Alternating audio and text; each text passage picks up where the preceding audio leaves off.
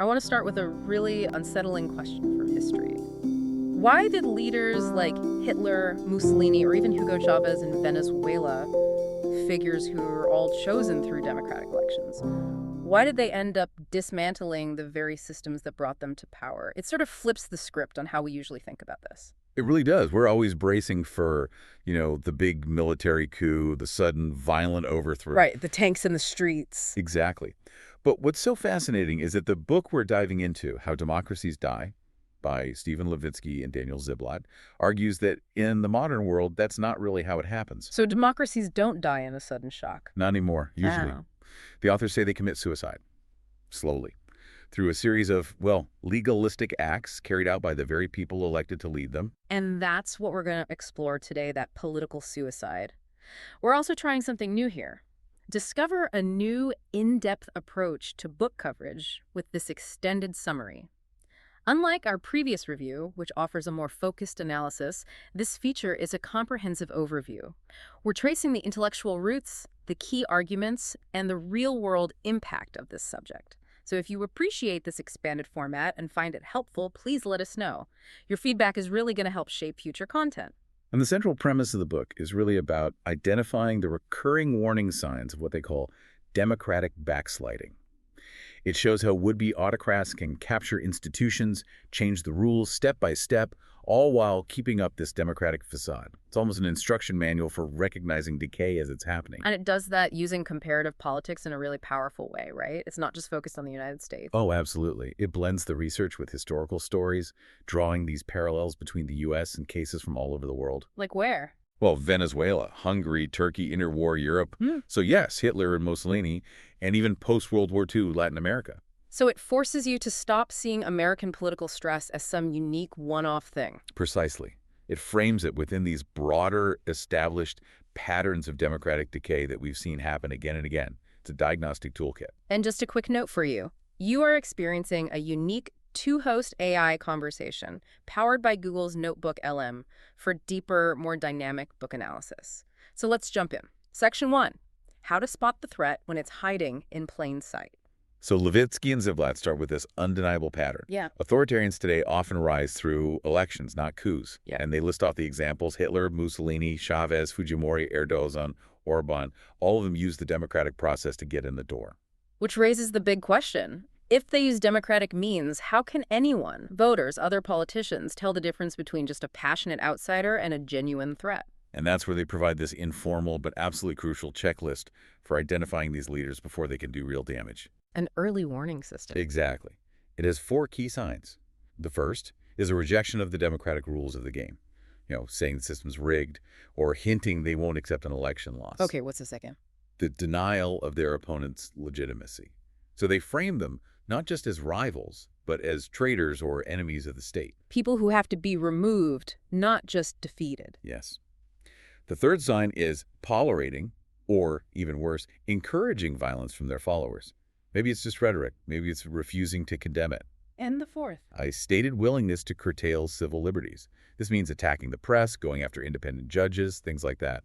The authors say if a leader hits multiple items on that list, you're in real danger. But that's the perplexing part. If these figures are so obviously dangerous, if they tick all of the boxes, why do established mainstream parties let them get into power?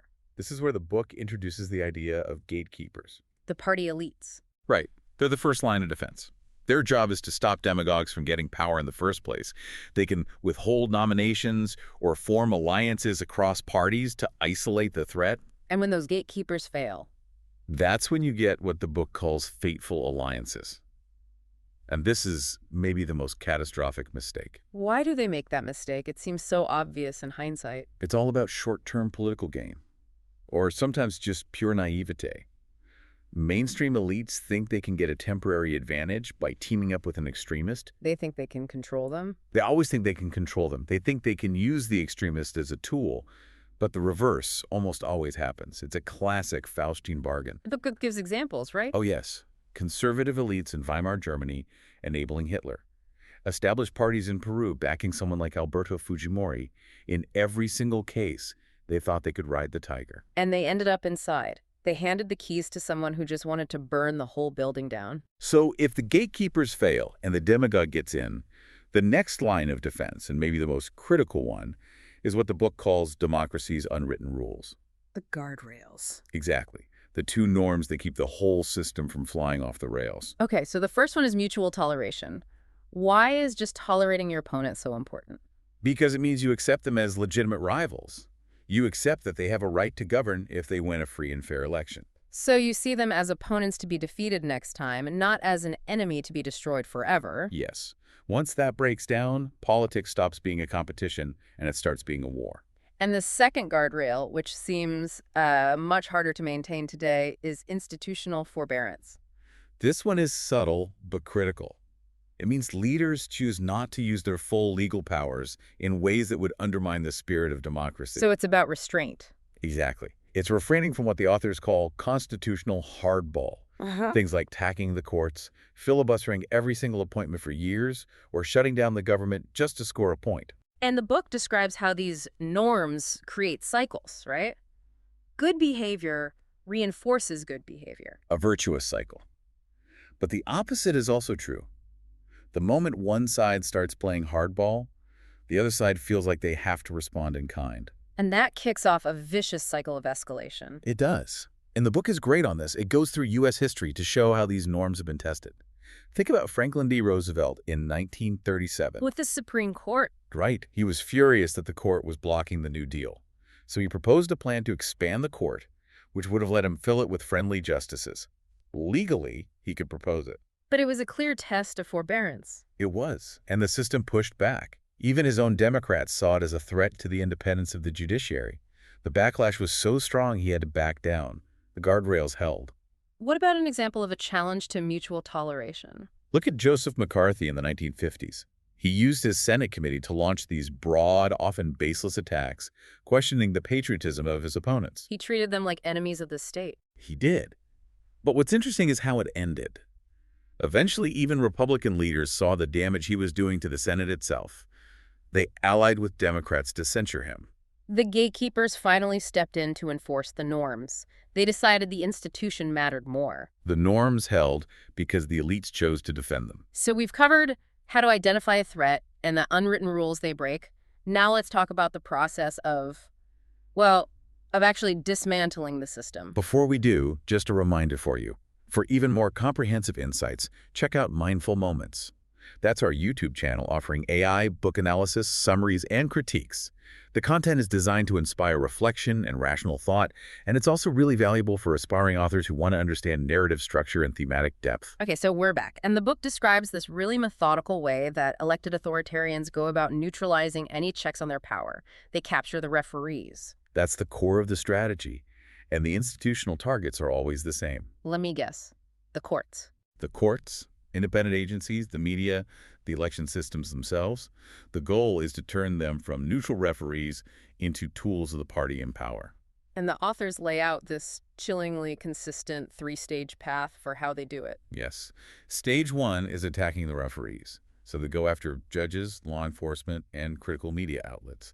They use rhetoric to delegitimize them, calling them biased or corrupt, to justify stepping in. So like Viktor Orban in Hungary, using a media law to get control of critical news outlets. A perfect example. Stage two is then going after your opponents and civil society. This is where they use the government's own tools tax authorities, regulators, to harass or investigate rivals. If you can't beat them, you bury them in legal trouble. Exactly. And then comes stage three, the final step, rewriting the rules of the game to entrench themselves forever. This is the death blow. This is where we see things like pushing through constitutional amendments, packing courts with loyalists, or passing electoral reforms that make it almost impossible for the opposition to ever win again. And the most important detail, the thing that makes this process so insidious for you to recognize, is that it's all done with a facade of legality. It's all constitutional hardball. It is. A military coup is loud, it's obviously illegal, this is quiet, it's technically legal, and that makes it so much harder for the public to see it for what it is, a slide into authoritarianism. The book uses Turkey and Venezuela to show exactly how that happens. So to understand why a country like the U.S. might be vulnerable to this, the book then has to dive into the history of American polarization. Right, because that's what dissolves the guardrails. It's a complex argument, but it's essential. The book notes that for much of the 20th century, American political stability depended on these informal norms. But they make a pretty controversial point about why that stability existed. They do. They stress that the norms were partly stabilized by the political marginalization of many non-white citizens, especially through the structure of the Jim Crow South.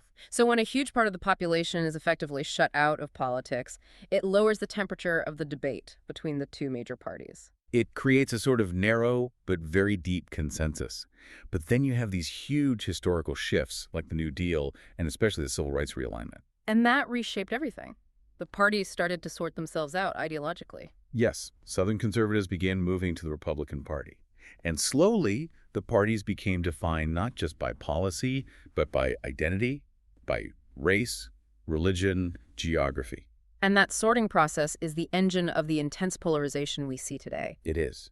And that polarization, that creation of mutual distrust and intolerance, is what puts the ultimate stress on the system. Because once you get to that point, it becomes much more likely that you'll start to see your opponents not just as people you disagree with, but as an existential threat to the nation itself. And if you believe that, if you truly believe the other side will ruin the country, then breaking the rules, smashing the guardrails, doesn't just seem justified. It seems necessary. So bringing it all to the present day, the book's argument is that this combination of weak gatekeepers, eroded guardrails, and high polarization created the perfect storm for democratic stress tests. And they highlight the specific behaviors we've seen: attacks on the press, challenging election results, putting pressure on judges, as the clear signs that democracy is moving into the danger zone. It shows this slow march toward vulnerability over decades. So if we step back from all the details, what's the one core insight you should really take away from this? I think the central finding of How Democracies Die is that democratic collapse is almost never a single dramatic shock. It's not a bomb going off. The slow poisoning. That's a great way to put it. It's an accumulation of small incremental changes. It's the breaking of one norm, the legalistic capture of one institution that builds and builds into a systemic crisis. Before we go, I want to leave you with a final provocative thought based on everything we've just summarized. The book focuses so heavily on those two unwritten rules: mutual toleration and institutional forbearance. If you had to pick only one of those to safeguard, the single most critical defense, which one provides the stronger shield against this kind of erosion and why?